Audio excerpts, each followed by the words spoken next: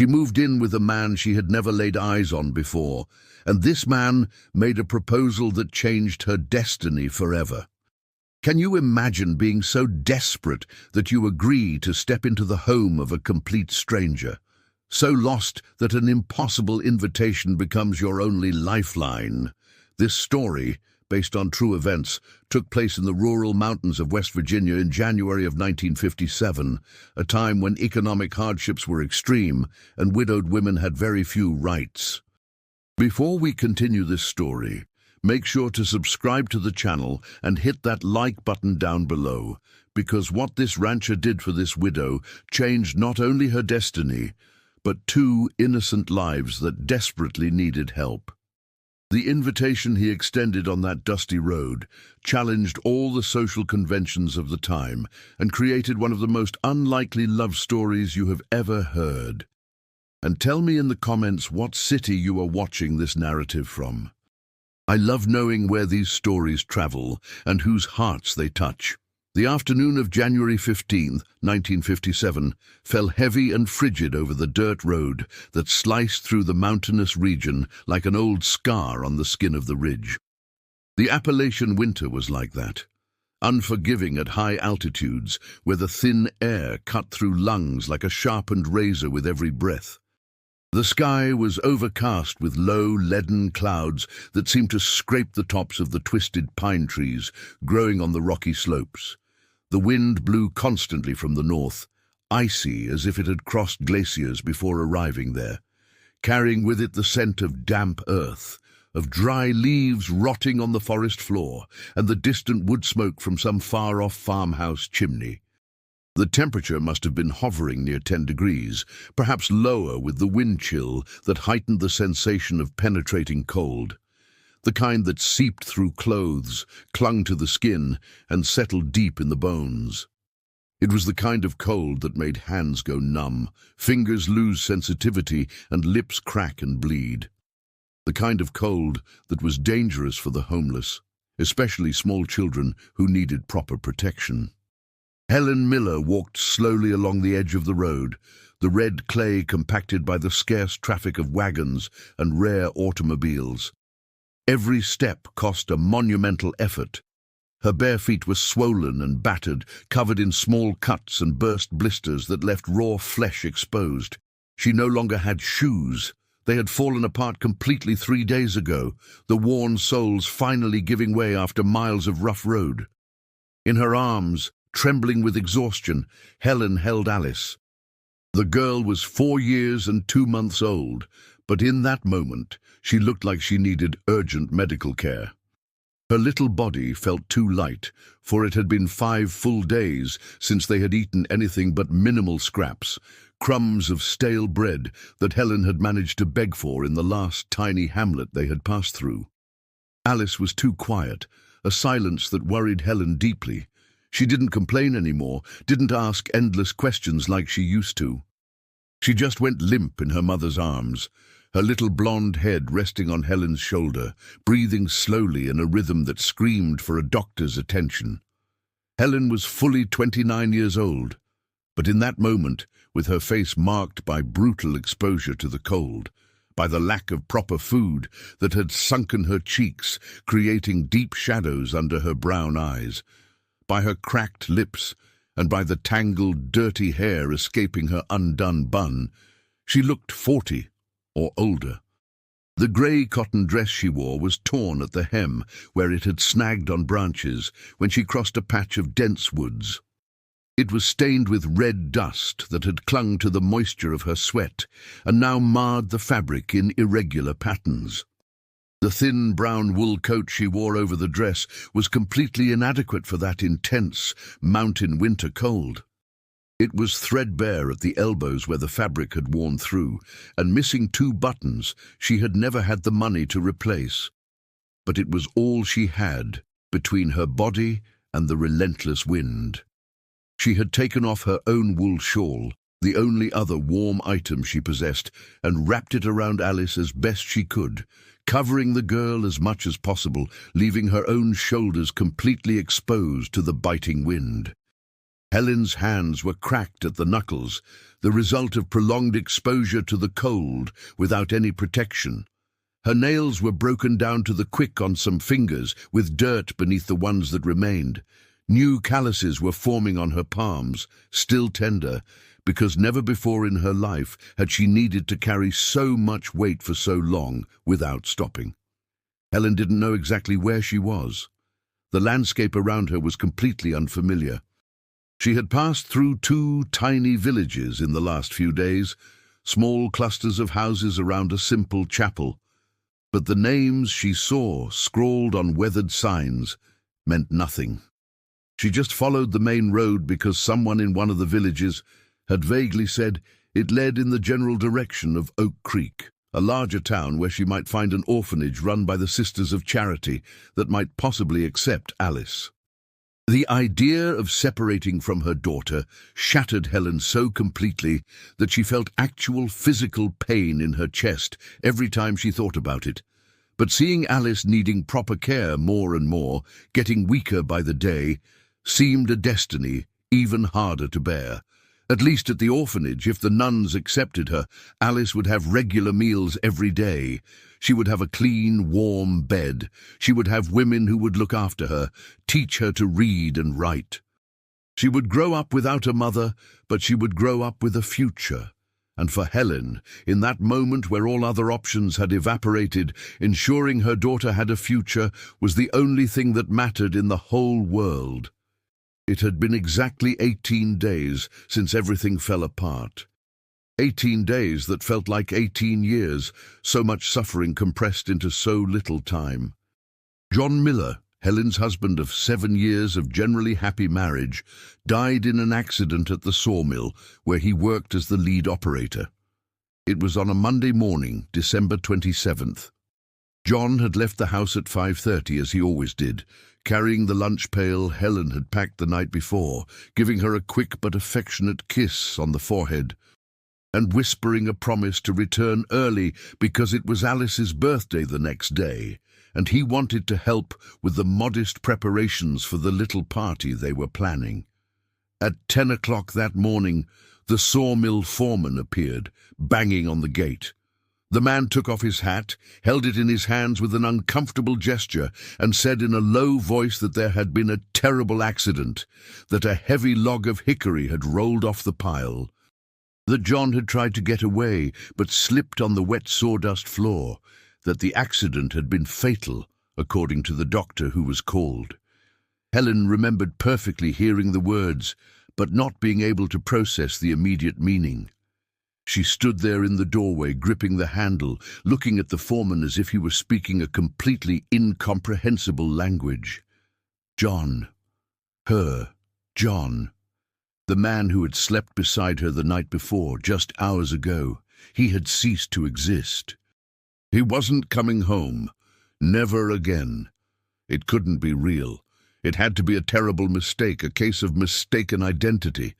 But the foreman's face, the expression of genuine sorrow mixed with obvious discomfort, said it was all true. Helen felt her legs give way. She fell to her knees right there on the threshold, hands clutching her chest where a sudden pain tore through. She couldn't scream. She couldn't cry immediately. She just stayed there, kneeling, trembling, while the world around her lost all its color. The boss, Mr. Damien Cross, owner of the sawmill and the extensive land surrounding it, paid for the funeral. It was a gesture everyone in the village commented on as being generous. A decent coffin of polished pine, Reverend Anthony, to conduct the service. A plot in the main cemetery. Helen watched it all through a dense fog that disconnected her from reality. She held Alice by her small hand, the confused girl asking softly where Daddy was. 2 days after the funeral, Mr. Cross called her to speak in his office. He offered coffee she couldn't drink.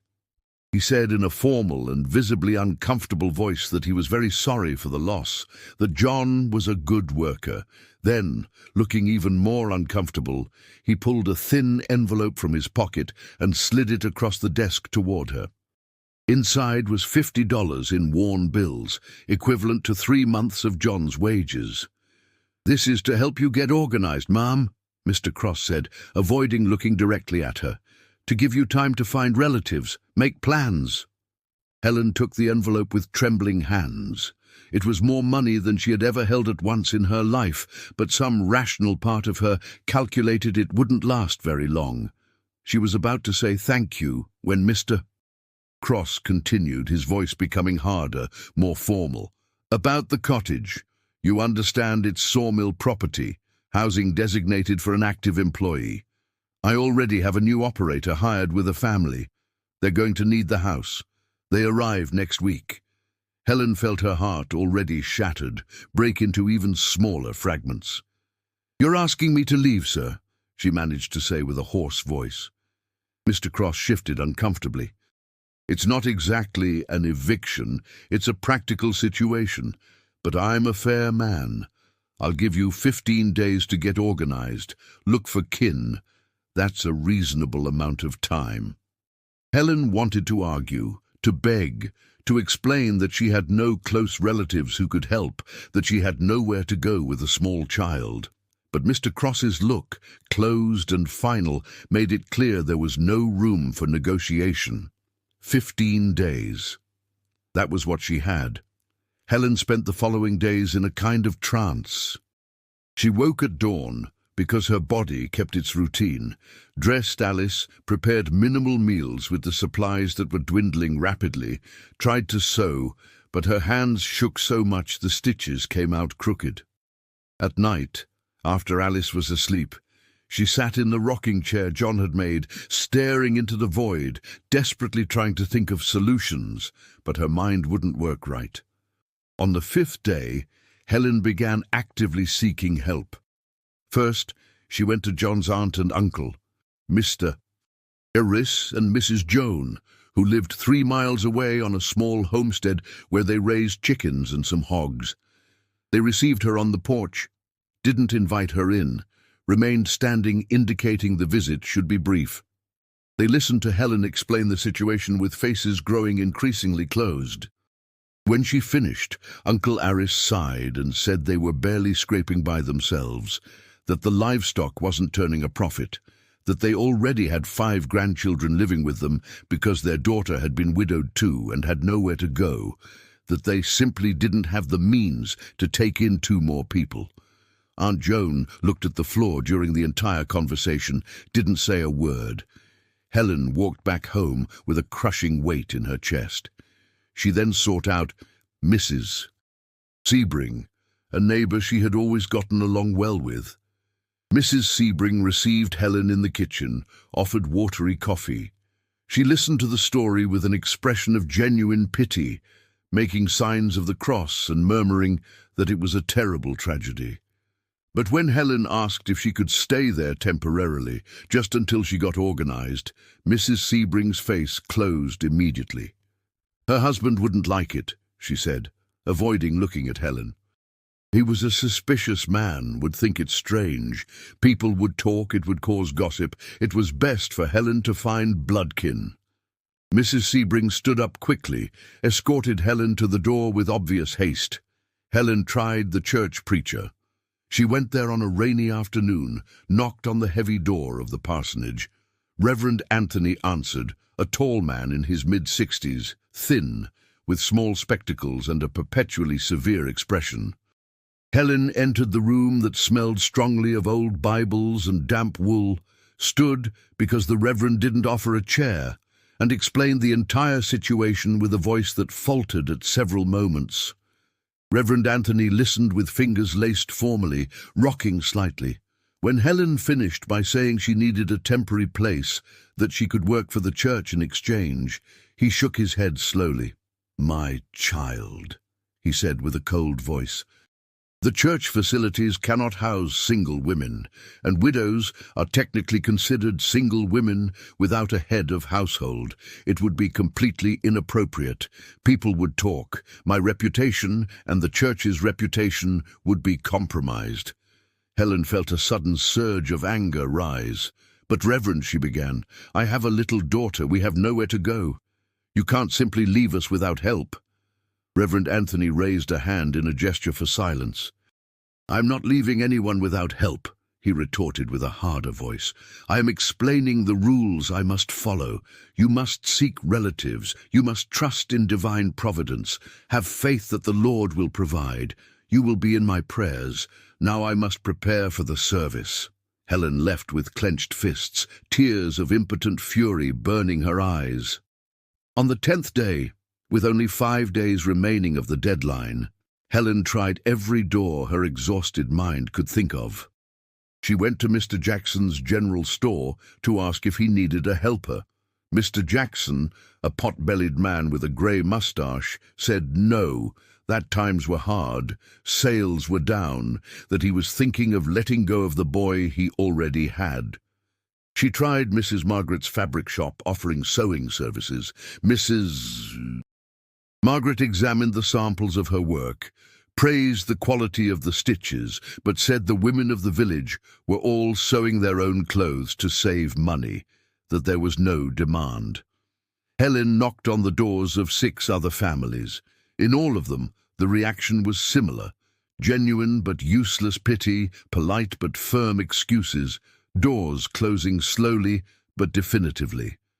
A widowed woman with a child was a heavy burden no one wanted to take on. It was a complication. It was an extra mouth to feed with no guarantee of return. It was a responsibility that could last for years. On the night of the 14th day, Helen sat on the cold floor of the already empty bedroom, having packed all their minimal belongings into an old trunk and a cloth bundle. Alice slept fitfully on the thin mattress, wrapped in the single blanket. Helen looked around the small space that had been home for 6 years. Simple walls but always clean, a small window looking out to the yard, the stove where she had cooked thousands of meals, nails where they hung clothes. It had been a humble life, but it had been a dignified and safe life, with a solid roof, with a good man by her side, with a generally happy daughter. Now everything had crumbled so quickly and completely. On the morning of the 15th day, the deadline, Mr. Cross appeared personally very early. He knocked firmly on the door at 7, polite still but firm. The new employee would arrive at noon, bringing his family. He needed the house completely available. Helen nodded without being able to speak. She took the heavy trunk which she dragged with effort to the door, took the bundle which she placed on her shoulder, picked up a sleepy Alice in her arms, and left the cottage for the last time without looking back. She spent 3 days sleeping in an abandoned shed on the outskirts of the village, an old structure of rotting wood that once held farm tools but was now empty except for spiderwebs, rat droppings, and a strong smell of mold. It had no door, just a wide opening that let the freezing wind in. Helen spread the blanket on the hard dirt floor, lay down with Alice pressed against her body. At night the temperature dropped brutally. Helen would take off her own coat and cover Alice as much as possible, lying awake shivering violently, listening to her daughter cough more and more. By day, she wandered through the village trying to find work, any kind of work, anything. But the doors remained closed, the opportunities non-existent. The money Mr. Cross had given her ran out on the 5th day. Helen had spent it on basic food, trying to make it stretch: rice, beans, a bit of dried beef, milk for Alice. She tried to make every cent stretch to the maximum, but $50 evaporated like morning mist. When the last coin was spent buying stale, day-old bread at a discount, Helen felt real panic tighten her chest. She began to ask for help in the streets. It was a profound humiliation, but necessity had no pride. She went to the general store and asked for credit. He denied her, shaking his head, said store policy was no credit without collateral. She went to the houses of wealthier families, begged for food scraps. Some gave hard, stale bread, a plate of thin soup. Others sent her away with harshness. Alice began to urgently need medical care. Her cheeks completely lost their healthy chubbiness. Her arms and legs became too thin. Her eyes lost their shine, became apathetic. The girl stopped playing, stopped asking questions, stopped singing. She just stayed too quiet, conserving energy she no longer had in a worrying state. On the 18th day after losing John, Helen made the desperate decision to leave the village for good. There was nothing left there for them, no opportunity, no help, no hope. She had heard of Oak Creek, a larger city perhaps 40 or 50 miles away, where they said there was a large orphanage run by nuns that possibly accepted children in difficult situations. Perhaps there she could hand Alice over to care she herself could no longer provide. The idea shattered Helen, but seeing her daughter needing professional help more and more without access to anything shattered her infinitely more. She began to walk. She left the trunk in the shed because she couldn't carry it, and Alice simultaneously took only the smaller bundle with clothes and the blanket. Alice went in her arms because she was too weak to walk. Helen followed the main road, stopping in hamlets along the way when she found them, asking for directions, asking for food, asking for water. The responses varied between superficial pity that didn't translate into real help and hostility from those who saw beggars as pests. On the third day of walking, Helen's shoes, which had been holding on by a miracle, fell apart completely. The thin soles cracked down the middle, the leather parting in pieces.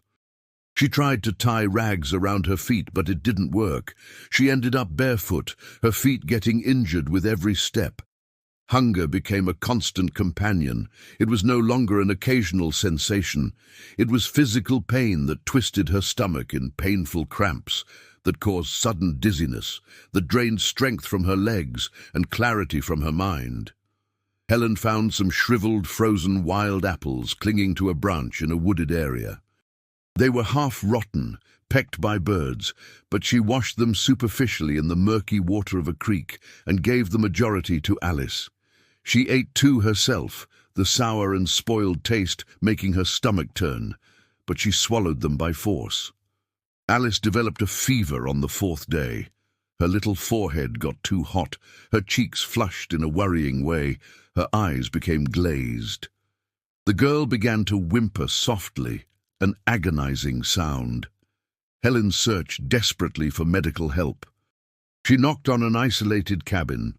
An old woman answered, looked quickly at Alice, made the sign of the cross, and closed the door without saying a word. In another hamlet, she tried the health outpost, which was just a small room with a nurse who came from the city twice a week. But it was Sunday. It was closed, locked, with no one there. They slept where they could. Under trees when it didn't rain. Under a church overhang when they arrived in some village at dusk.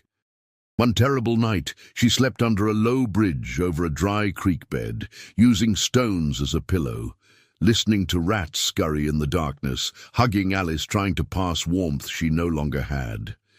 And now, on the fifth day of walking, with Alice needing urgent care more and more, with her own feet bleeding and beginning to get infected, with hunger that had passed the point of causing pain and now caused only a dangerous numbness, with the winter afternoon cold cutting to the bone, Helen knew she had reached the extreme limit of human endurance.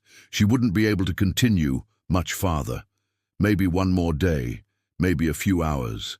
After that, her body would simply collapse on the side of the road. The road climbed in a slight but constant incline, winding between hills covered in dense forest.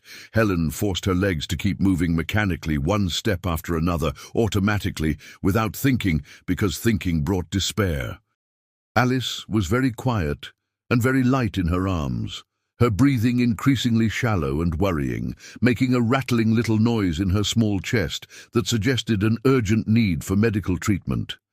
Helen stumbled suddenly on a rock. Her foot struck hard, sharp pain shooting up her leg to her hip. She lost her balance, swayed violently to the side, miraculously managed to stay upright at the last second, but the effort cost her last reserves of energy. Her legs simply didn't obey anymore. Her knees buckled without control. She felt her body descend until she was sitting heavily on the hard ground of the roadside. She dragged herself a few yards to the side, to a tree that offered thin shade and some minimal protection against the wind. She leaned her back against the rough trunk. She adjusted Alice in her lap with care, wrapping the shawl and her own body around the girl in an attempt to warm her. Alice opened her little eyes with enormous effort. "Mama," she whispered with a weak voice, "I'm cold and thirsty." Helen looked around with worry growing in her chest. There was no water anywhere. There was nothing. Just an empty road stretching in both directions until it disappeared into distant curves. Hills covered in woods, a grey sky threatening snow, penetrating cold, silence broken only by the wind in the trees, and a bird singing very far away.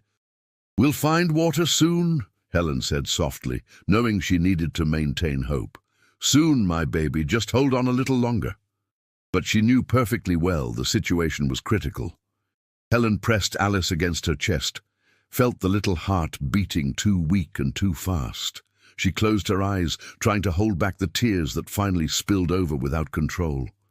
"Forgive me," she whispered, repeatedly kissing Alice's hot forehead. "Forgive me for not being able to fix everything alone, for not finding help in time. Forgive me, my love."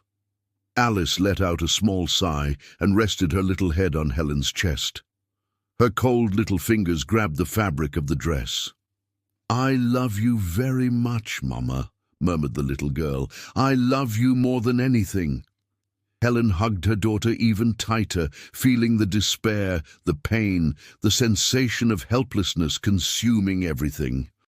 And it was exactly in that precise moment where all hope seemed lost that Helen heard something different, a distant but growing sound. An engine of a vehicle approaching. She opened her swollen eyes and saw, far down the road coming in their direction, a characteristic cloud of red dust rising, coming fast. A car was approaching. Helen felt a small spark of hope try to ignite, but forced herself not to expect much. Hope hurt when it inevitably died. The car would likely pass straight by without slowing down. Drivers never stopped for needy people on the side of the road. The car, an older model black Ford pickup truck but apparently well cared for, slowed down as it approached. It passed slowly right beside them. She saw through the window the profile of the driver, a man wearing a dark hat. The vehicle continued another 20 yards ahead. Helen lowered her head, the hope she had tried not to feel dying painfully anyway. But then she heard the sound of the engine changing, the RPMs dropping. The car was stopping. She heard clearly the reverse gear being engaged with a metallic grind. The vehicle backed up slowly until it stopped right beside the tree where Helen was. The engine turned off. Sudden silence fell, broken only by the ticking of cooling metal and the wind moaning in the trees. The driver's door opened with a slight creak. A man stepped down with controlled movement. Helen raised her eyes slowly and saw a tall male figure approaching. He must have been 6 feet tall, broad, square shoulders of someone who worked with physical strength, posture upright and confident, but not threatening.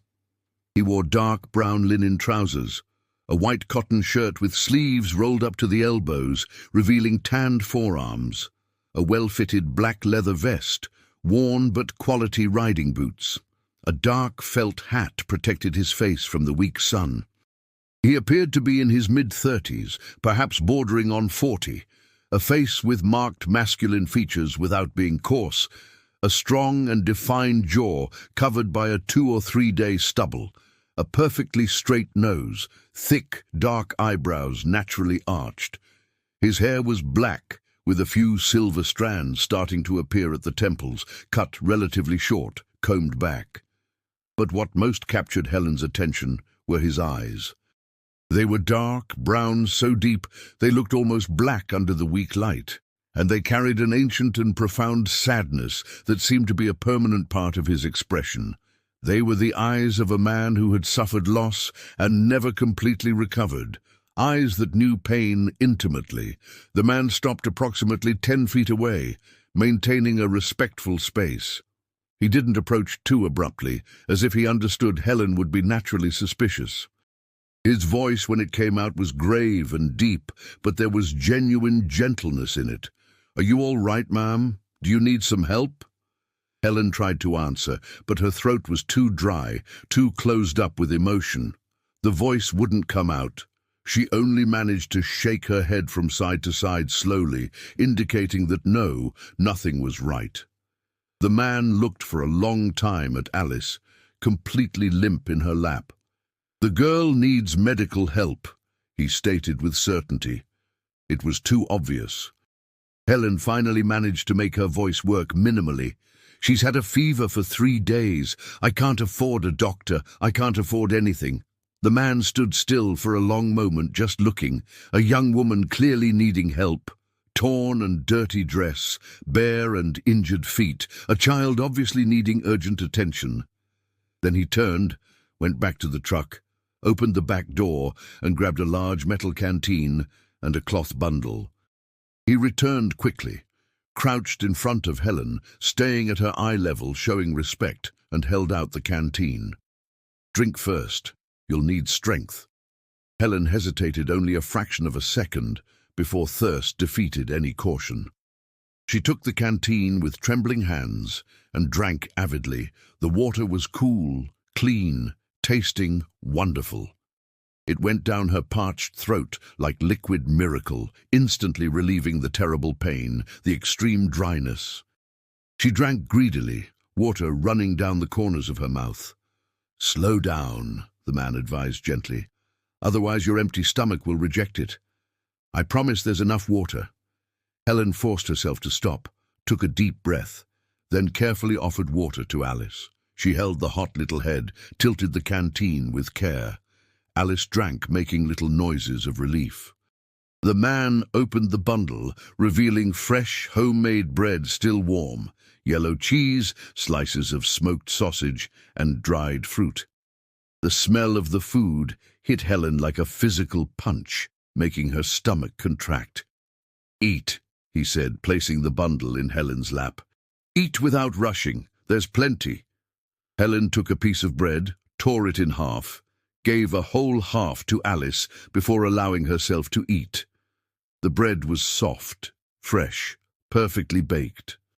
Alice chewed slowly, eyes wide with surprise and pleasure. "What is your name, ma'am?" the man asked, while he waited patiently. Helen swallowed the piece of bread. Helen Miller, and this is Alice, my daughter." "Pleasure to meet you both," said the man with a respectful nod, briefly removing his hat. "My name is Michael Alden, but folks call me Mike. I'm a rancher, got a property about 8 miles north of here." Helen looked at him, trying to understand why an obviously prosperous man would stop to help. There had to be a motive. Her hands tightened around Alice unconsciously, natural suspicion reappearing. Michael seemed to notice the subtle shift. "I'm not going to do any harm to you or your daughter," he said, with a voice solemnly sincere. "I promise that. I genuinely just want to help. You can trust me." And there was something in his voice, in his sad eyes, that made Helen believe against all logic. Maybe it was desperation clouding her judgment. Maybe it was intuition working. Maybe it was that she had no real choice left. But Helen felt he was telling the truth. "What happened to you?" Michael asked very softly after a long silence. "How did you get here in this state? If you want to tell me, of course. You don't have to feel obligated." Helen swallowed another piece of cheese, drank more water, and then told him everything, every detail, John being a fatal victim of the sawmill accident, the inevitable eviction from the company house. All the doors closed one after another, the days sleeping in an abandoned shed, the decision to try to reach Oak Creek to find the orphanage, the days of walking, the food running out, Alice getting sick, her own shoes disintegrating, arriving there at the limit of everything. Her voice broke repeatedly. The tears returned, silent, streaming down without her trying to stop or hide them. Michael listened to absolutely everything without interrupting a single time, without judging, without questioning, his expression becoming increasingly somber. But it wasn't anger directed at her. It was clear anger at the injustice she had suffered, at the cruelty of people who closed doors. When Helen finally finished the account, her voice failing on the last words, an extremely heavy silence fell. Michael stood staring at the road, then back at Helen and Alice. There was a visible struggle happening behind his dark eyes, an important decision being made. Finally, he took a deep breath and spoke with a voice charged with emotion. "I am alone too." The voice came out low, hoarse. "I lost my wife Amelia a year and a half ago. It's just me and my son Daniel. He's 8. We live on a farm too big for just the two of us, a house too empty, too silent." He stopped, swallowed hard. "I don't know how to take care of a home alone anymore properly. My son needs care that I don't know how to give. And He stopped again, eyes becoming shiny. "I need a reason to keep living, because most days I don't find any." Helen was breathless with the raw vulnerability of those words. Michael looked straight and intensely into her eyes. "Come live with me.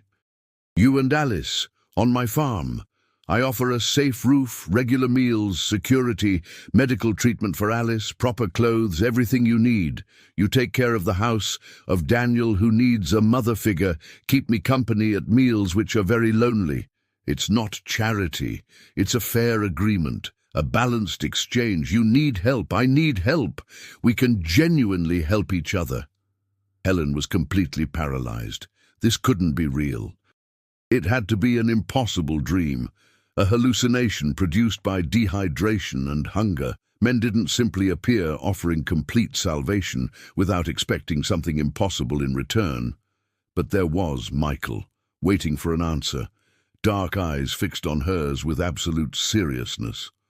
"But you don't even know me, really," Helen managed to say, trembling. "You know nothing about me. How can you trust me inside your house near your son?" Michael looked at Alice, then back to Helen's eyes.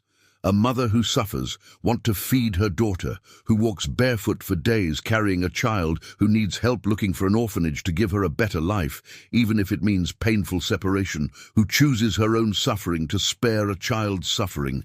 That mother is not a bad person. I see that clearly in your eyes, Helen. I see deep hardship, I see pain, but I don't see malice. I trust what I see. The tears returned to Helen's eyes, hot and abundant. "But what if the people in town talk?" she whispered. "What if they judge? A widowed woman living in the house of a widowed man with no kinship, no marriage, tongues will wag." Michael shrugged, a tired gesture of a man who no longer cared about others' opinions. "Let them talk. Let them judge. I've learned that the same people who judge are exactly the ones who close doors when you need them. The ones who pray in church on Sunday and deny bread the rest of the week. Their opinion is worth nothing to me. Not anymore." Helen looked at Alice, who had fallen asleep again with a piece of bread in her little hand. She looked at her own battered feet, at her clothes in tatters, at the empty road extending infinitely. She looked back at Michael, into his sad eyes that offered salvation. She had no real choice. She had no viable alternative. She had nothing except that miraculous offer. It could be a terrible mistake, but staying on the road was a certainty of grave consequences. At least accepting there was a real chance. There was a possibility of Alice surviving, of receiving treatment, of having a future. "I accept," Helen said finally with a firm voice despite the fear that made her hands shake. "I accept your generous offer. I will work very hard. I will take extremely good care of the house, of your son. I solemnly promise you won't regret stopping to help us." Something changed visibly in Michael's strong face. It wasn't exactly a full smile, but a clear softening of the hard expression, obvious relief in the dark eyes, as if he too had been holding his breath, anxiously waiting for an answer. "Good," he said, standing up with fluid movement. "Then let's go immediately. You and Alice urgently need care. A doctor for her, a hot bath for both, proper food, a clean and warm bed. All that awaits at the farm." He extended a large, calloused hand to help Helen up. She took it, feeling his strong hand envelop her small and cold one with surprising gentleness. Michael pulled carefully, helping her stand. Helen's legs trembled violently, extreme weakness, almost making her fall immediately back down. Michael held her firm and steady until she stabilized minimally. "Can you walk to the truck?" he asked with obvious genuine concern. "It's just a few yards." Helen bravely tried to take 3 stumbling steps, knees threatening to buckle completely. Michael didn't hesitate a second.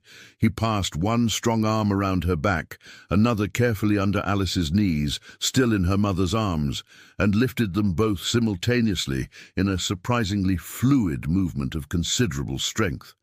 Helen let out a small cry of involuntary surprise. "Sorry for the scare," Michael said, walking quickly with long strides to the pickup.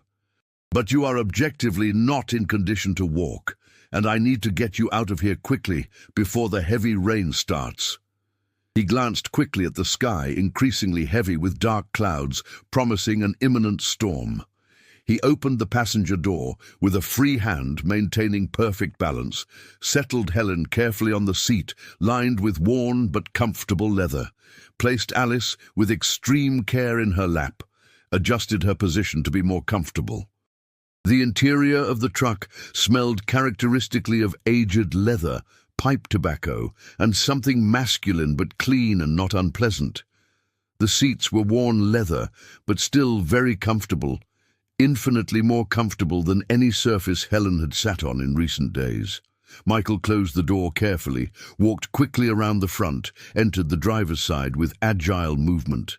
The engine caught strong on the second turn of the key, purring smooth and extremely reliable. Michael maneuvered expertly back onto the main road, accelerated moderately, not too fast, so as not to jostle his passengers too much. Helen rested her aching head on the seat, feeling for the first time in days something close to real safety. The gradual warmth of the car interior, the smooth and constant vibration of the engine, the rocking and rhythmic motion, everything conspired powerfully to bring the brutal exhaustion to the surface. She tried desperately to stay awake, maintain minimal vigilance, watch the route, but her eyes simply closed on their own without asking permission. The last thing Helen registered before slipping inevitably into deep unconsciousness was the wonderful sensation of Alice breathing more calmly in her lap, protected and warm. "Helen!" called an extremely gentle male voice, pulling her slowly back to consciousness. "Helen, wake up! We're at the farm."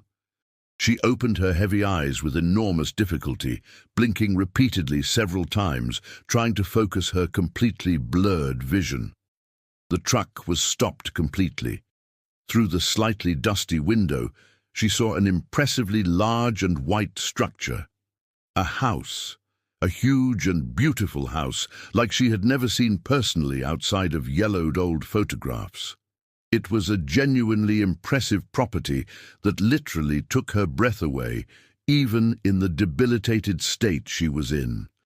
2 full stories of extremely solid masonry, painted completely immaculate white, an extensive roof of grey shingles that shone slightly damp from the fine mist that had started and already passed while they travelled, a wide and welcoming porch that ran the entire impressive length of the front, supported by elegant wooden columns.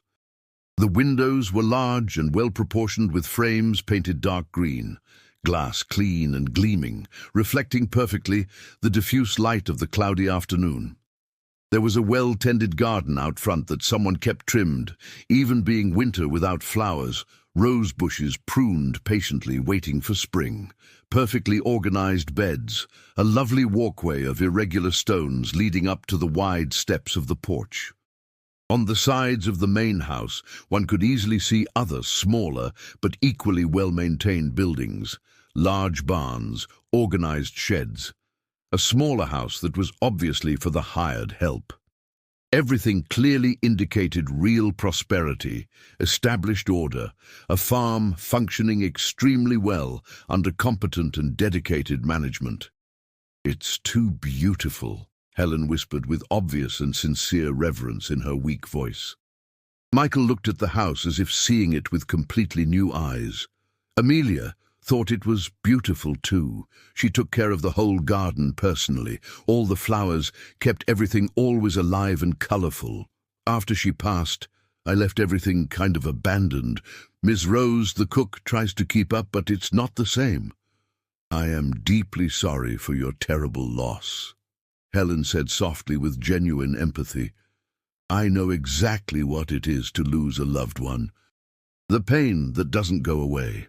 Michael looked at her intensely, and for the first time since they met, something beyond polite kindness appeared clearly in his dark eyes.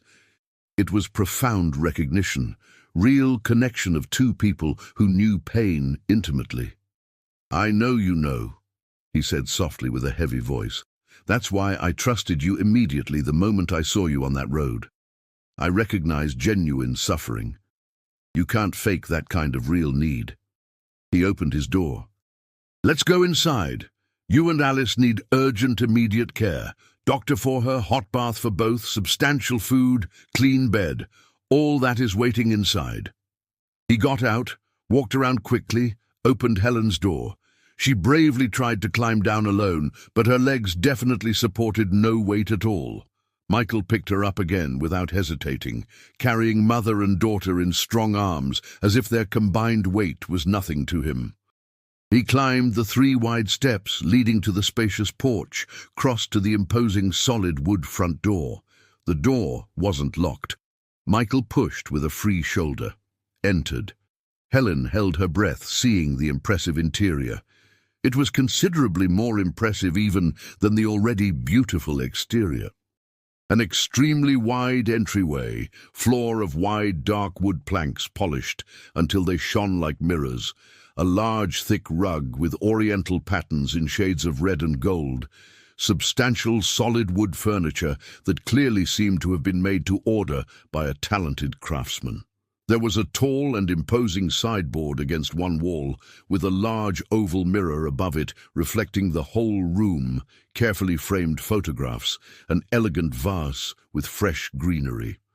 A door to the right led to a living room, where she briefly saw a large sofa, welcoming armchairs, a massive bookshelf. To the left, a formal dining room with a long table. A wide staircase went up to the second floor at the back, carved wooden banister gleaming with recent wax. But more than expensive furniture and elegant decoration, what genuinely impacted Helen was the characteristic smell. It smelled intensely of meticulous cleanliness, of beeswax used to polish furniture, of fresh air, of delicious food cooking coming from somewhere in the back. It smelled unmistakably of a perfectly functioning home, of life happening normally, complete normality that Helen hadn't experienced in weeks. "Mike!" called a female voice coming from the back. "Is that you? Did something happen?" A door at the end of the hall opened quickly, and an elderly woman appeared wiping hands on a white apron. She was clearly 60 years well lived, a naturally rounded body of someone who had always eaten well, an extremely kind face with rosy cheeks and deep laugh lines around eyes and mouth, suggesting a lifetime of smiling. Her completely grey hair was tied in a thick braid that fell down her back. She wore a simple cotton dress printed with flowers, an impeccable white apron tied at her ample waist, comfortable cloth slippers. "Ms. Rose," Michael said quickly, "this is Helen and her daughter, Alice. They are going to live here with us from now on. They've been through an extremely difficult situation and need immediate urgent care. The girl needs a doctor urgently. I need you to prepare a hot bath quickly, find clean clothes that fit, and then serve nutritious food. I'm going to fetch Dr. Fernsby now." Miss Rose didn't waste a single second with questions. Years of experience taking care of a house and people in need kicked in automatically. "Bring them to the kitchen immediately," she ordered, turning and walking fast. It's much warmer there, and I have everything I need to start. I need to see this child right now." The kitchen was a huge and extremely well-equipped room at the back of the house, bright and perfectly airy. A huge wood-burning stove radiated blessed and wonderful heat. A long stone sink with a manual pump shining, a large, solid wooden table in the center surrounded by comfortable benches, tall cabinets painted white on the walls, gleaming copper pans hanging neatly on hooks, dried aromatic herbs tied in perfectly organized bunches hanging from the ceiling beams. An intense and delicious smell of substantial vegetable and beef soup cooking in a large pot made Helen's stomach growl loudly. Miss Rose pulled the chair closest to the stove. "Sit here quickly, dear. You are completely freezing. Mike, put the little one on the table so I can examine her properly." Michael obeyed immediately, laying Alice with extreme care on the clean wooden surface. Miss Rose approached quickly, touched the girl's feverish forehead, gently lifted eyelids, checking eyes, placed an experienced ear to the small chest, listening to breathing. Her kind face grew progressively more worried. "This child needs a doctor urgently," she said with obvious seriousness. "Signs of pneumonia starting. She needs a competent doctor right now. Mike, go get Dr. Fernsby urgently. Tell him it's an emergency." Michael nodded decisively, already turning to leave. "I'll be 30 minutes round trip at most. Take very good care of them while I'm gone." "You can count on it, Ms. Rose replied, already grabbing a clean cloth, wetting it in a basin with cool water, applying carefully to Alice's burning forehead. The girl moaned softly, but didn't wake completely. Then she turned her complete maternal attention to Helen, trembling in the chair. "And you, my child, when was the last time you ate something decent and substantial?" "It's been 6 full days," Helen admitted with shame. "Hard, stale bread someone gave us. Before that, I honestly don't remember right." "Ms." Rose made a noise of deep disapproval with her tongue. 6 whole days. Good Lord, and you walked how long carrying a child?" "Since the village of St. Barbara," Helen replied, trying to calculate. "I don't know exactly the distance. Maybe 40 or 50 miles. Maybe more. I lost count." Miss Rose shook her head incredulously. 50 miles barefoot, without eating properly, carrying a child who needed help. How you didn't get severely ill yourself, girl. How you are still conscious is literally a divine miracle." She went to the stove, filled a deep, large bowl with steaming hot soup, placed it in front of Helen with a spoon. "Eat slowly and with much care," she advised with undeniable maternal firmness. "Empty stomach won't handle food too fast. You'll get sick if you eat too hurriedly, but you need to eat urgently, need to recover strength as fast as possible." Helen took the spoon with hands trembling so violently she almost couldn't hold it right. The first spoonful was absolutely divine revelation. The soup was indescribably delicious, broth extremely rich and full-bodied, generous chunks of soft potato, sweet carrot, creamy squash, tender shredded beef, seasonings perfectly balanced, creating complex and wonderful flavor. It went down her throat, warming deliciously from the inside out, feeding not just a famished body, but also a completely exhausted soul. She forced herself heroically to eat slowly, as firmly instructed, every spoonful carefully savored, every moment of real food deeply appreciated. Miss Rose quickly prepared a smaller bowl with more liquid broth, tried patiently to wake Alice. "Come on, little one," she called with a gentle and motherly voice. "Need to have some soup. It'll help you get better." Alice opened her eyes, totally confused and disoriented, scared of the unknown face. She sought Helen immediately with a worried look. "It's okay, baby," Helen said quickly with a firmer voice now that she had food in her stomach. "Miss Rose is our friend. She's going to help you get well and healthy. Trust Mama, my love, Ms." Rose managed patiently to get Alice to take a few small spoonfuls before the little girl fell asleep again, simply not having energy to maintain prolonged consciousness. While Helen finished the soup slowly, cleaning the bowl to the last precious drop. Ms. Rose carefully prepared a large basin with warm water, got clean soft cloths, mild soap that smelled delicately of lavender. "Now let's seriously look after those feet," she said with determination that accepted no arguments. "They are clearly injured. I can see perfectly from here. Need to clean very well and treat before it gets worse." Helen let Ms. Rose carefully remove the improvised bandages she had made with dirty rags, exposing feet severely swollen and covered extensively in open wounds, blisters completely burst, deep cuts still bleeding, dirt encrusted deeply. Ms. Rose worked with obvious competence of someone who had done this many times, washing meticulously every foot, removing carefully dirt and dead tissue, applying medicinal salve that stung, making Helen bite her lip not to scream aloud, bandaging carefully with clean strips of soft white fabric. "There," she said, finally satisfied. "It'll bother you for days yet, but it'll heal perfectly well if you keep it rigorously clean and dry. You definitely cannot walk for at least a full week. You need rest." The characteristic sound of an engine arriving announced Michael's return. He entered quickly into the kitchen, bringing a man of approximately 60 years, thin and extremely tall, wearing a well-kept brown suit, carrying a black leather doctor's bag. "Dr. Fernsby," Helen presumed correctly. The doctor nodded a brief greeting in her direction before focusing all professional attention on the small patient.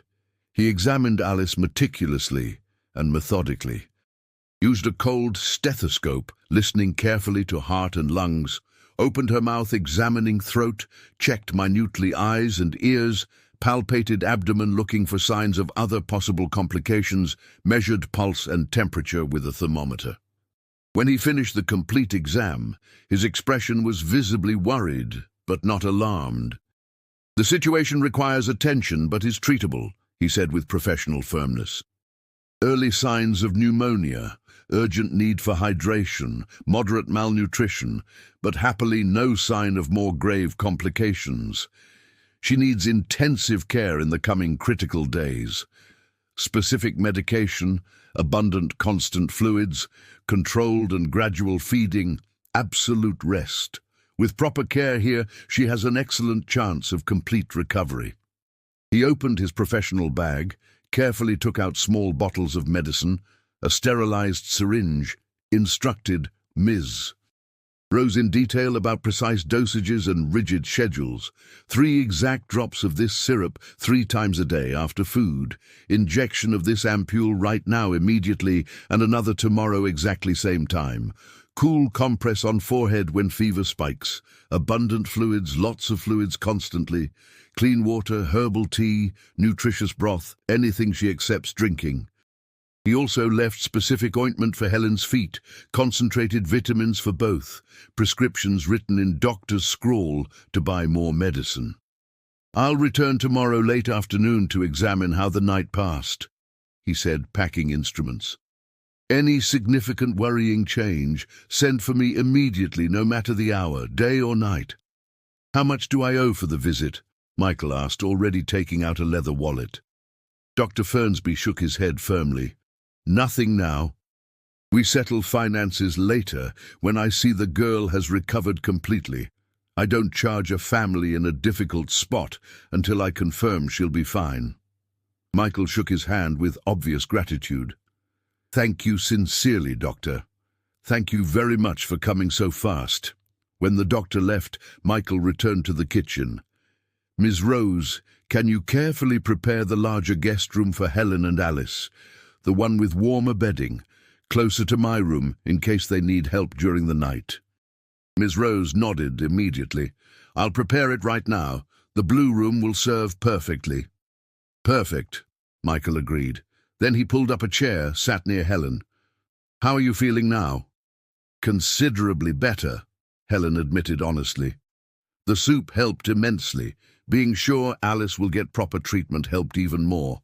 I don't know how to thank you sufficiently for what you are doing for us. You saved our lives, literally."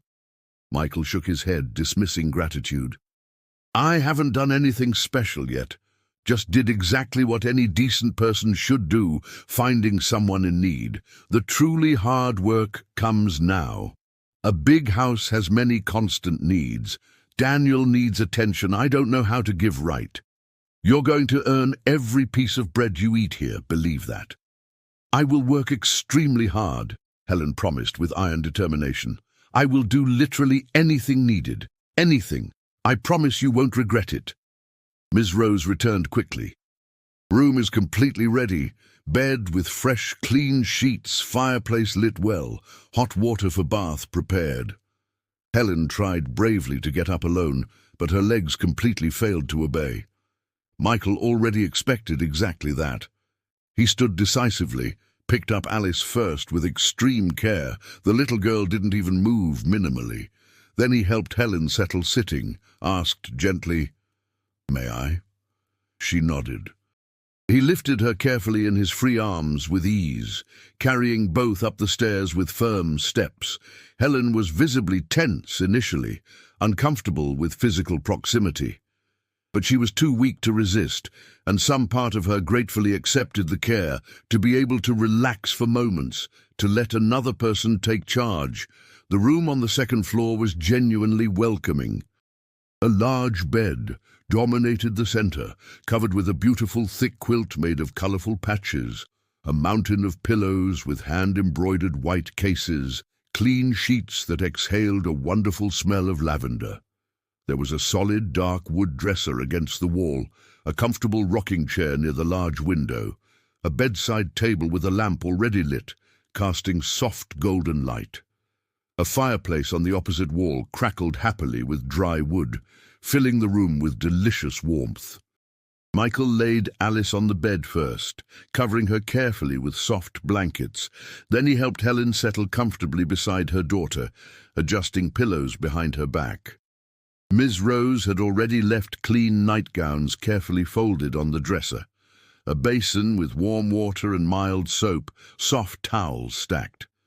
"I'll let you rest properly," Michael said, already walking to the door. "Ms. Rose is right downstairs if needed." "Me too. My room is at the exact end of this hall. Do not hesitate to call if you need. For anything, understand? Any time of night." Helen nodded with her throat too tight with emotion to speak words. Michael left, closing the door softly.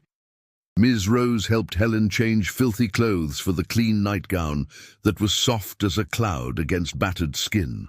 Then changed Alice with extreme care not to wake her, putting on a white child's nightgown that was too big, but served. The old clothes were put in a sack. "I'm burning these tomorrow morning early," Ms. Rose murmured. "Rest now, my child. Tomorrow we talk more." She left, closing the door gently. Finally, alone with Alice in safety, in a clean bed, in a warm room, with a full stomach for the first time in weeks, Helen felt accumulated emotions finally spill over completely. She cried silently, tears of deep relief, of immense gratitude. Few hours ago she was on the side of the road without hope, without visible future.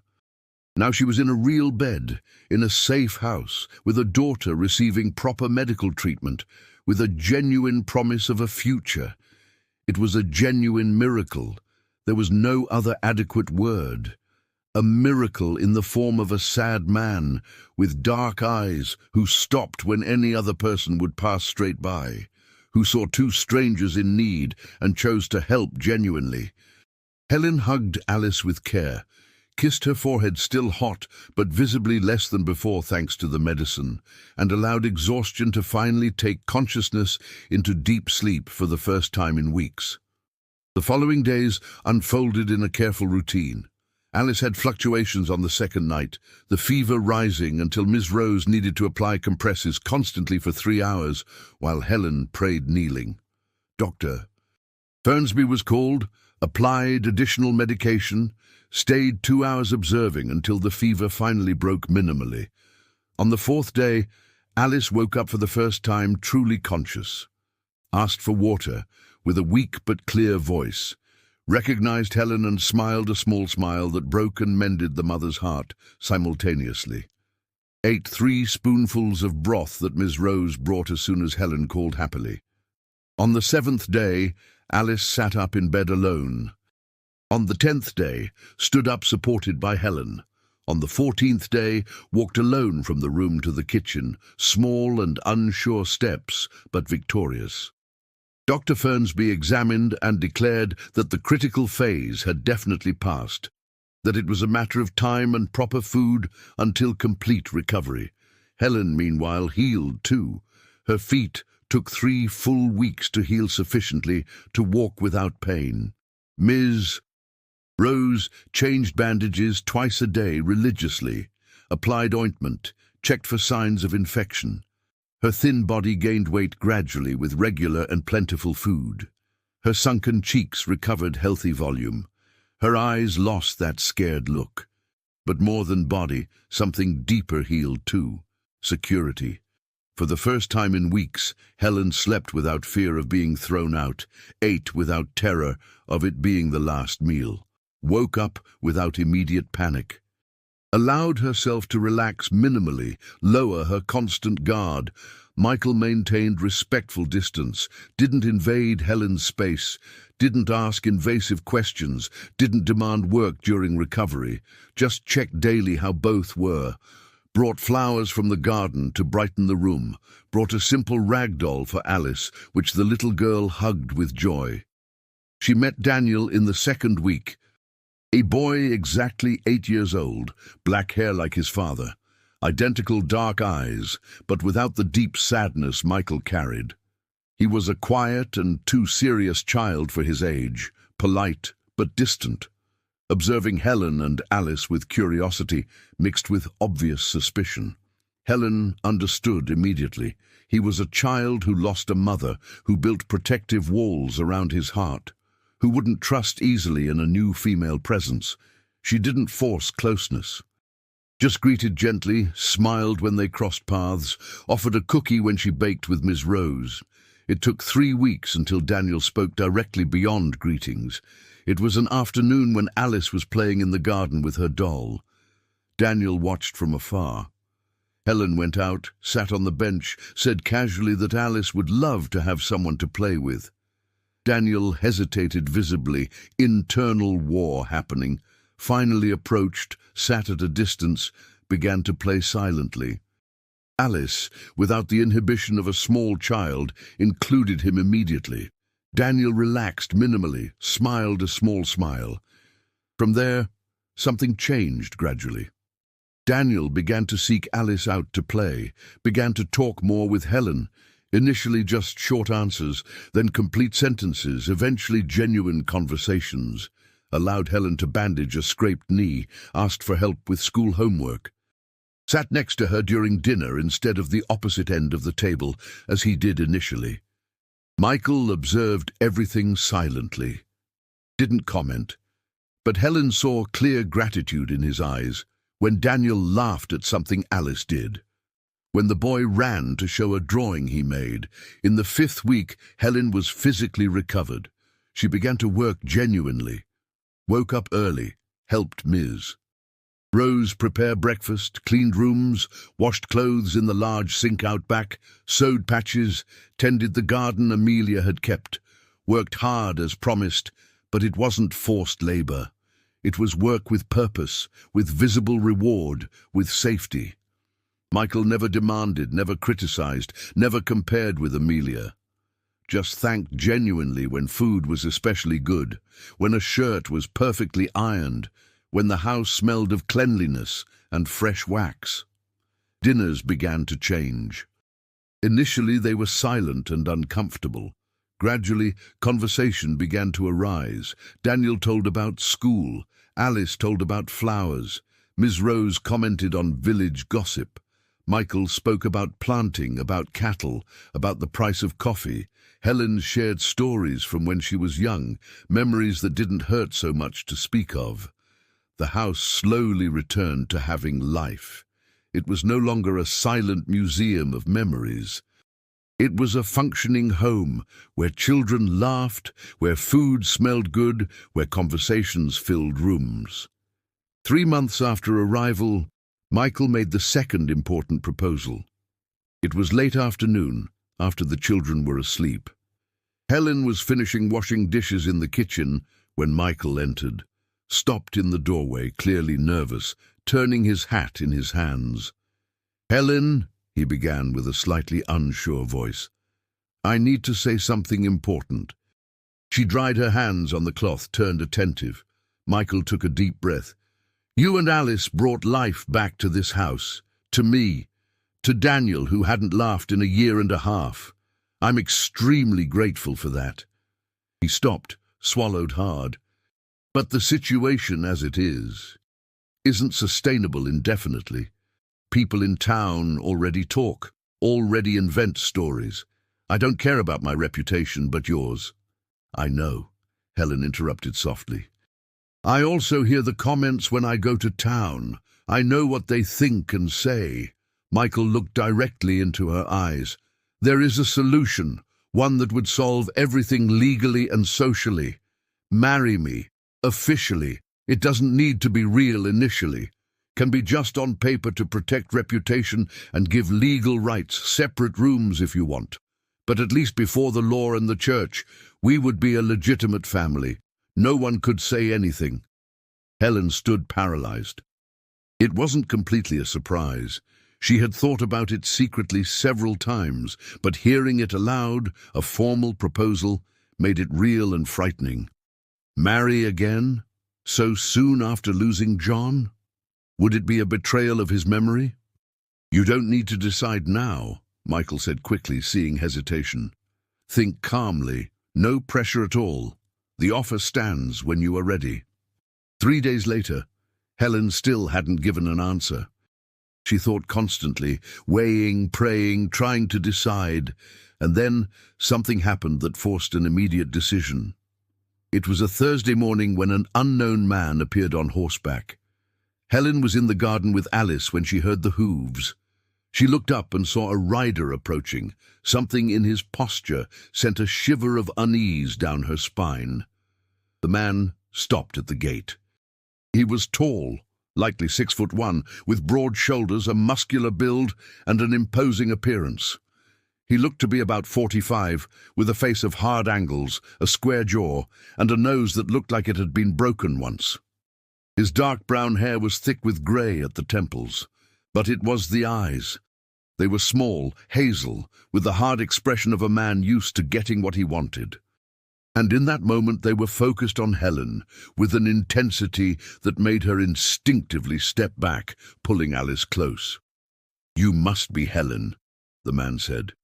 It was a statement, not a question. His voice was gravelly and harsh. Helen squeezed Alice's hand. "Yes, and you are."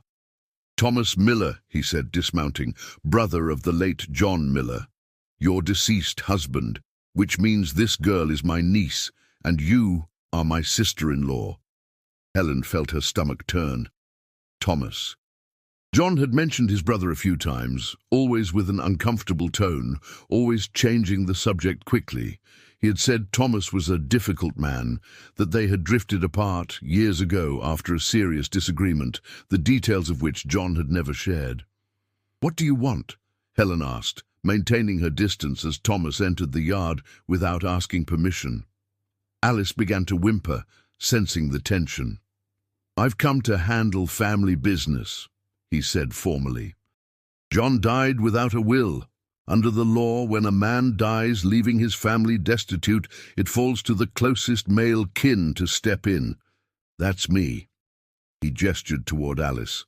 "The girl is my blood niece, and you, as my brother's widow, are currently in a situation that requires intervention." The words fell like heavy stones. "My daughter doesn't need to go anywhere," Helen said firmly, "and I don't need your intervention. We are fine where we are." Thomas made a sound of disapproval. "Fine, living on the charity of a stranger, shackling up in the house of a man who is neither husband nor kin. This situation is improper. It cannot continue. I have a moral duty to ensure you are in an appropriate environment."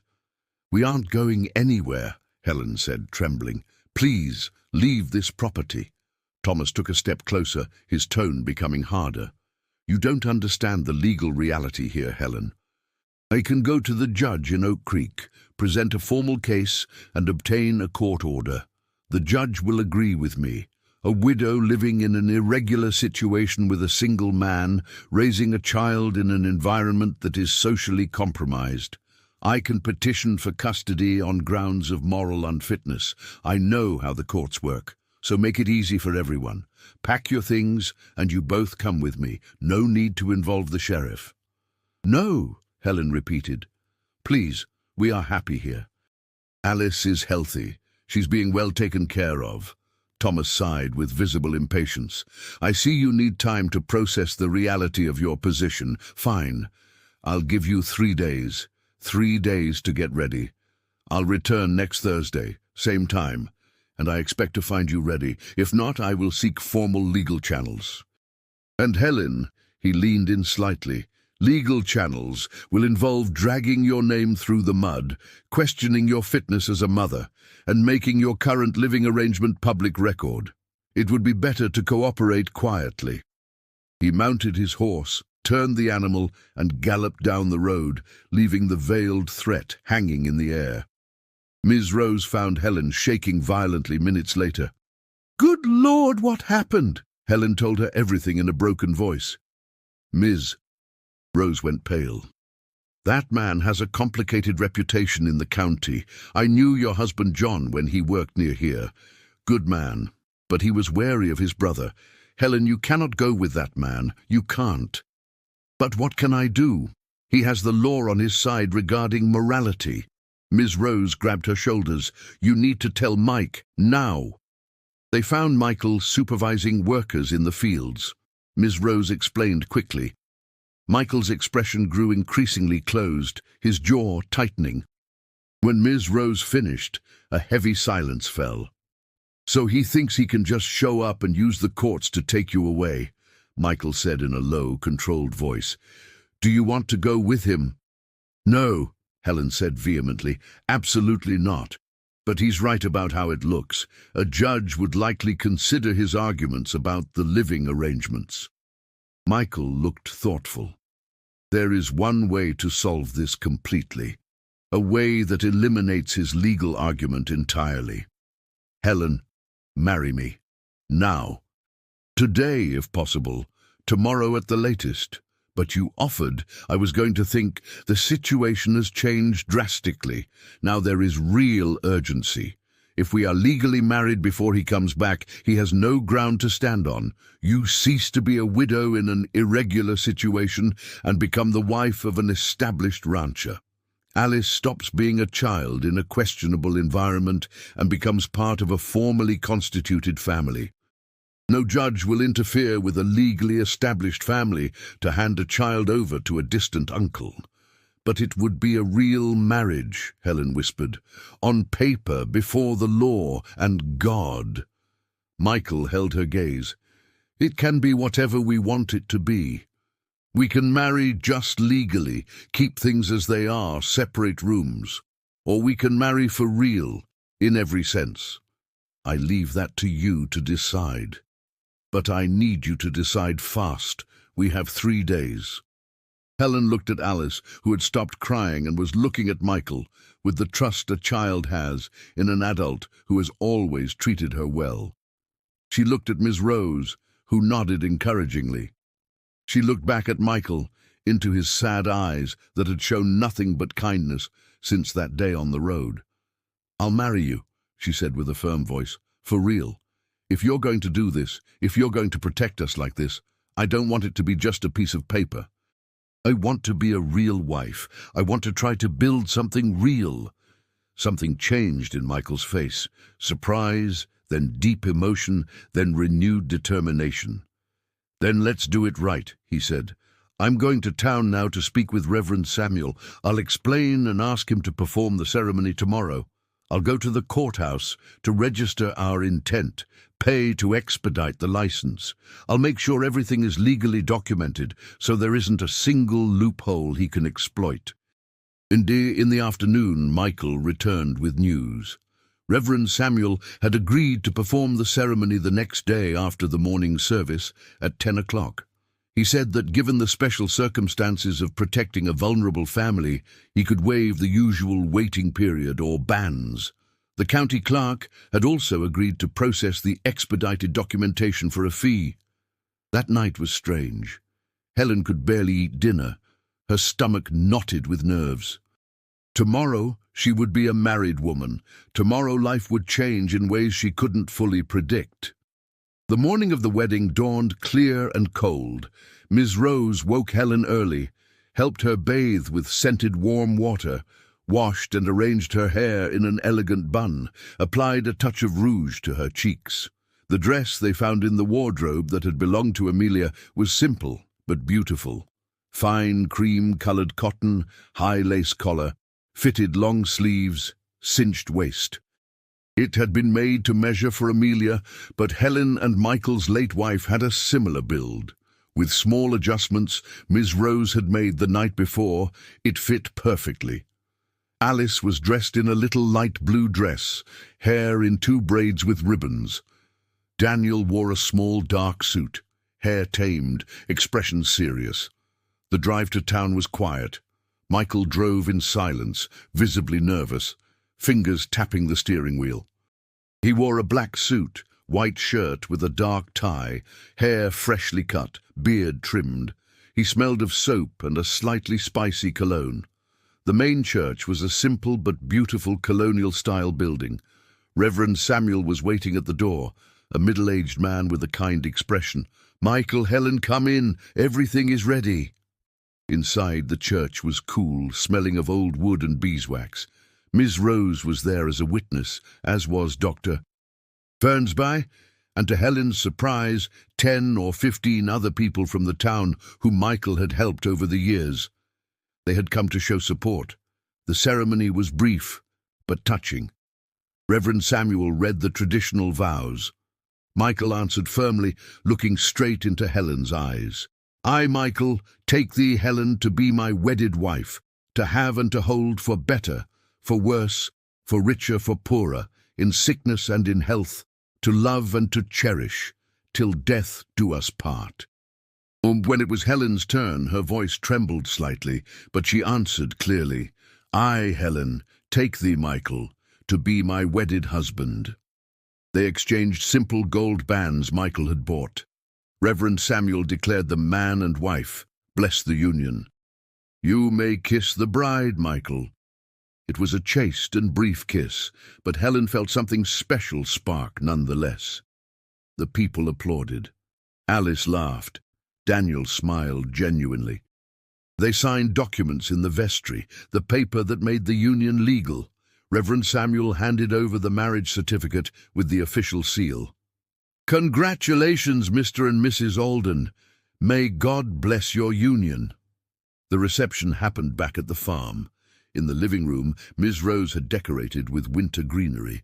There was a simple but delicious cake, fresh coffee, homemade sweets, finger foods.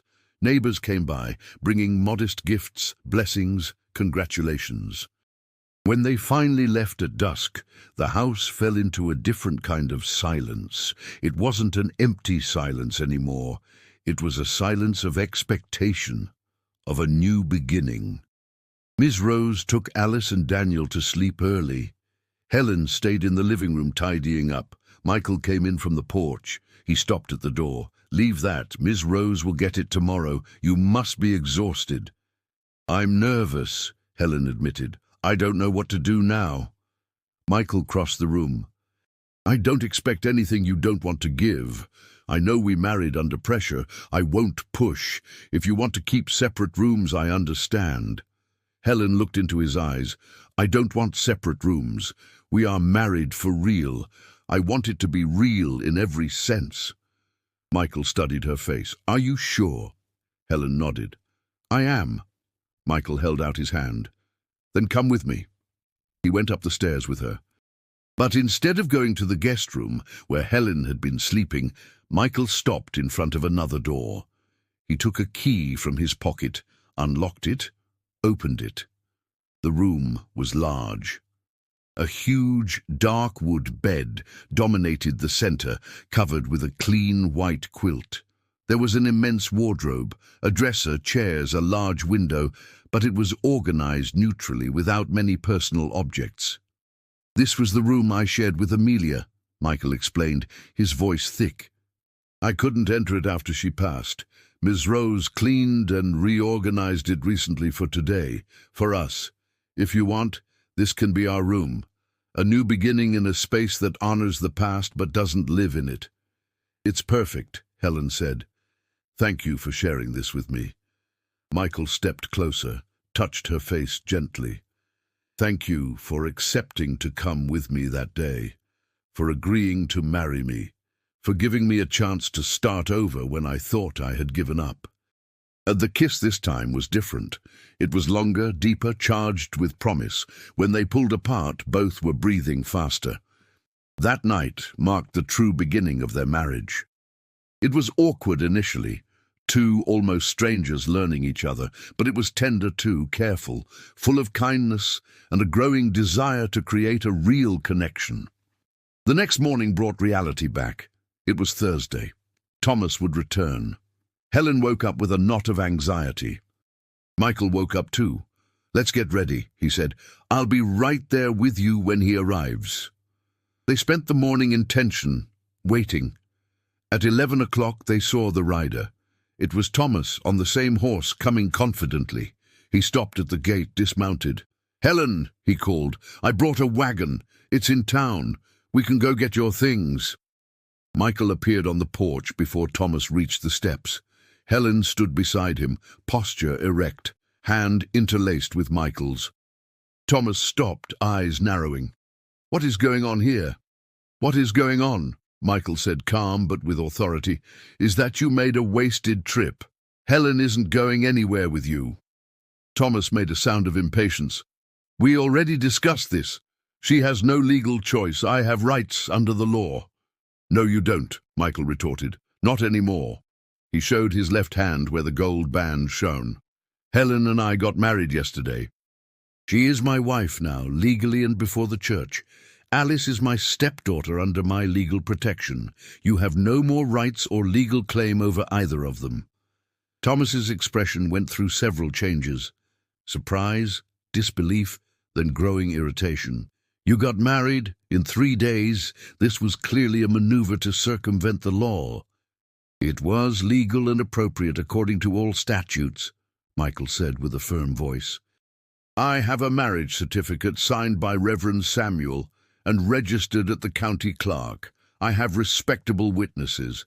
There is nothing questionable about it. Helen made a free choice to marry me.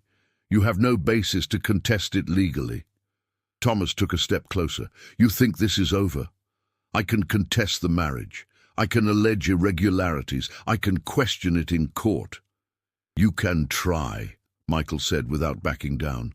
"But I will fight every step legally. I have resources.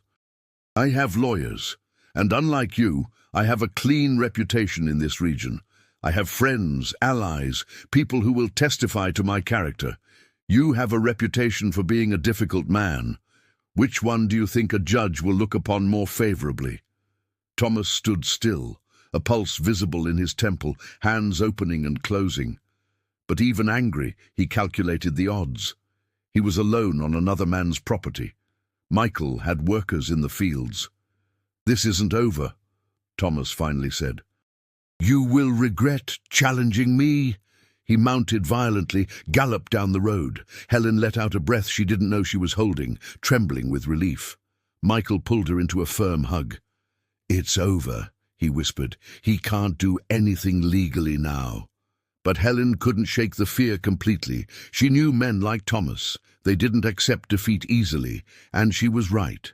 2 weeks later, a fire started in a shed in the middle of the night.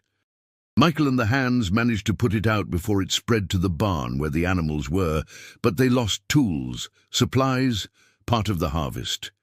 There was no proof, but everyone suspected. The following week, 3 horses disappeared from the pasture. The gate had been opened during the night. It took days to track and recover them. One was never found.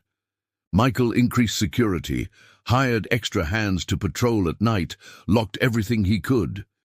But the sabotage continued in small but consistent ways. Fences cut, letting cattle escape, the dam partially damaged, tools vanishing. It was a campaign of attrition. But Michael didn't yield. And Helen, seeing his courage, seeing his determination to protect her and Alice at any cost, felt something changing inside her. Gratitude evolving into respect, respect evolving into affection, affection maturing slowly into something deeper. The marriage that began as a practical necessity was transforming into a true partnership. Dinners were no longer uncomfortable, but moments of genuine conversation where they shared thoughts, worries, stories of the past. Nights were no longer obligations, but growing intimate connections where two hearts learned each other's language. Helen cared for Daniel like her own son. The boy responded gradually, opening up more, smiling more, eventually calling her Mama Helen after 4 months of living together. Alice and Daniel became inseparable, playing together daily, creating a world of childhood fantasy, bringing joy to the house. Ms. Rose watched everything with obvious satisfaction. "I said from the beginning it would be a blessing," she reminded Helen one afternoon while kneading dough. "I said God put you in each other's path for a reason. Look how this house has changed. Look how Mike has changed. He smiles now, laughs, truly lives. You made that happen." "It wasn't just me," Helen protested. "It was him who stopped on the road. It was him who offered help when no one else did. He saved my life and Alice's." Ms. Rose shook her head. "You saved each other, my child. That is how the best unions work. It isn't one person saving another. It is two people saving each other." 6 months after the wedding, Thomas's sabotage finally stopped. Rumors circulated in town that he had gotten involved in a serious legal situation in another county, that the authorities were paying attention to him. Whatever the reason, the threats ceased. Life settled into a quiet and productive rhythm. The harvest that year was abundant and of excellent quality. Michael expanded the cattle herd.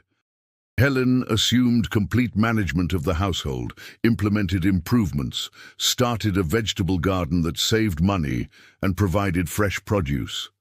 1 year after the wedding, on a January night exactly like the one when Michael had found Helen on the road, they were on the porch watching the brilliant stars. The winter air was crisp. Daniel and Alice were asleep. Ms. Rose was snoring softly inside. The house was at peace. "Are you happy?" Michael asked suddenly. "Here, with me, with this life." Helen turned, looked at his face. She saw a man who was no longer just a lonely rancher. She saw a companion, a partner, a friend, a lover. She saw a future. "I am happier than I ever imagined being again after losing John," she answered honestly. "You gave me a new life when my life had ended, gave me a home when I was homeless, gave me love when I thought I would never love again. So yes, I am extremely happy." Michael took her hand, interlaced fingers. "Me too. For the first time since I lost Amelia, I feel life is worth living, that a future exists, that I can love without fear because I know that loss is part of life too. You taught me that there is always a new beginning possible." 18 months after the wedding, Helen discovered she was expecting a baby. The discovery came with a mix of joy and uncertainty. She shared the news with Michael one afternoon. He stood completely still for a moment, processing. Then his whole face lit up with a pure joy Helen had never seen. He picked her up in his arms, spun her around, laughed loud. "A baby! We are going to have a baby of our own." Then he set her down carefully. "Are you okay? Are you happy? Do you want this?" "I'm happy," Helen confirmed with tears.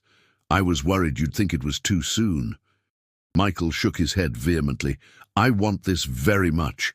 I want to expand our family. I want to fill this house with life and love, if you want it too." The pregnancy was smooth. Miss Rose took care of Helen like a mother, enforcing rest, preparing special foods, keeping her away from heavy work. Daniel and Alice were excited with the idea of a little brother or sister, making plans, discussing names. Michael became excessively protective. He woke in the middle of the night when Helen didn't feel well, held her hair, brought fresh water, rubbed her feet, read to her. In April of 1959, 2 years after that day on the road, John Alden was born. Helen had insisted on the name. "I want to honor my first husband," she explained. "He deserves to be remembered. I can honor his memory and love you. There is no competition." Michael agreed, moved. He had suggested the name too. "John deserves to be remembered with respect," he said. "Without him, you wouldn't exist in my life. We can honor who came before while we build a future together." Baby John was healthy, with dark hair like Michael, eyes that darkened to brown. Daniel was fascinated, helped change him, rocked him when he cried. Alice kissed his cheeks constantly, declaring he was the most beautiful baby in the world. The house that had been empty and silent was now constantly full of the sounds of life. A baby cooing, children laughing, conversations at meals, guitar music that Michael had gone back to playing in the evenings. 3 years later, in February of 1962, Amelia Alden was born.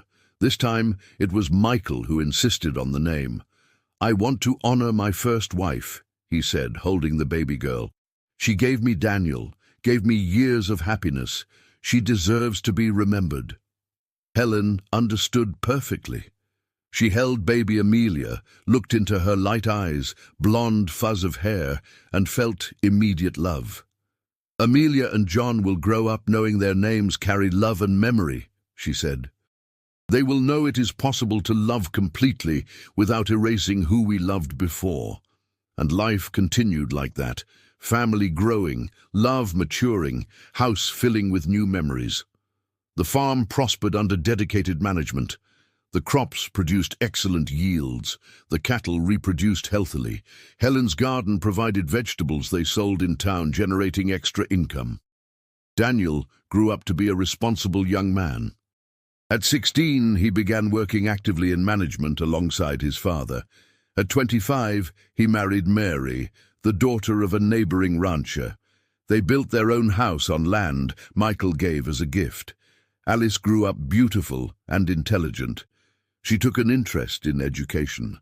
At 18, she began working as an assistant teacher. At 23, she married Richard Fernsby, Dr. Fernsby's son. "The doctor who helped me when I was a child is now my father-in-law," Alice commented, laughing. "Life has beautiful circles." John, Michael, and Helen's biological son, grew up with a quiet and reflective personality. He liked books and numbers. He decided to study accounting in the city, returning on weekends. Eventually, he took over the financial management of the farm, increasing profits considerably. Amy, the youngest, was spirited and full of energy since she was a baby. She adored animals, spent hours in the stable. At 20, she surprised everyone wanting to study veterinary medicine. It wasn't a common career for a woman at the time, but Michael and Helen supported her completely. She graduated with honors, opened a clinic that quickly became known throughout the region. The years passed, not always easy, but always together. There were droughts that hurt harvests. There were moments of financial tension.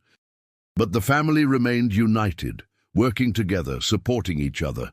There were also abundant joys, births of grandchildren, first steps, first words, graduations, Christmas parties where the house was packed with family, 3 generations gathered, exceptional harvests that allowed expansions. Miss Rose grew old with the family. At 75, she still commanded the kitchen. At 80, she began to slow down. At 83, she passed away peacefully in her sleep, leaving an enormous void, but also a legacy of decades of dedication. Michael and Helen grew old side by side. His hair went completely white at 55. His back began to ache from years of work. But his eyes kept that intensity, though the deep sadness had been replaced by quiet contentment. Helen, at 49, had grey hair she wore in a bun. Her face had laugh lines around her eyes and mouth, marks of years smiling, laughing, living. Her hands were calloused from work, but gentle. Her body had filled out over decades of good food after those hard days.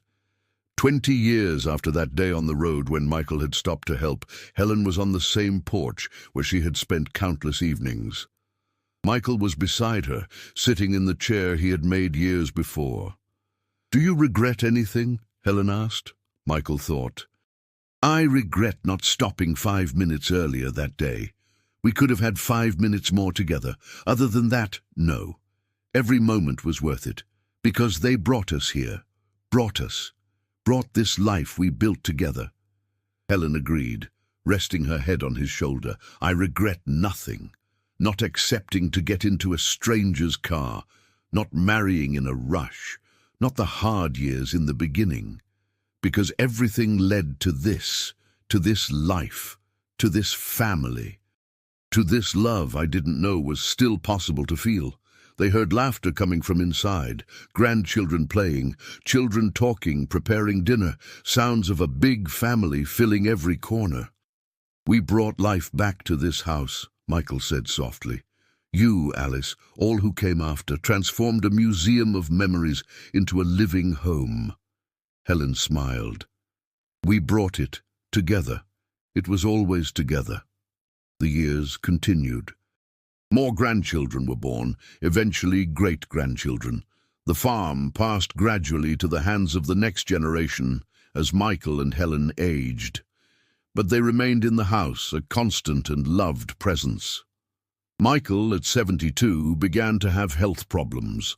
The doctor recommended rest, less work. He tried to obey, but with John managing finances and Daniel running operations, he could finally relax. Helen, at 63, developed trouble with her hands.